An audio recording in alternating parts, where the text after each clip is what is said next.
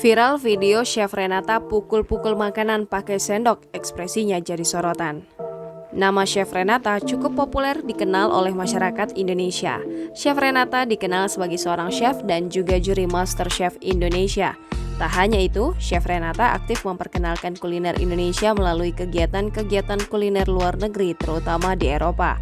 Belum lama ini, viral video juri MasterChef Indonesia 9, Renata Muluk atau Chef Renata sedang memukul-mukul makanan. Chef Renata bahkan memperlihatkan ekspresi datar saat melihat makanan di depannya itu. Video Chef Renata itu pun viral di TikTok dan mendapat beragam reaksi dari warganet. Video viral ini berawal dari unggahan Instagram story aktris Tara Basro.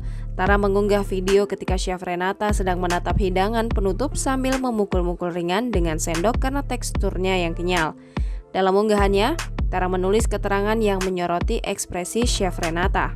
Mendapat komentar seperti itu, Renata kemudian memberikan klarifikasi saat itu dia hanya lelah. Video tersebut kemudian viral dan diunggah di akun TikTok @misspreti370.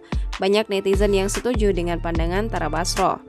Hingga berita ini diturunkan, video tersebut sudah ditonton lebih dari 1,9 juta kali. Jangan lupa subscribe, share, komen, dan like ya!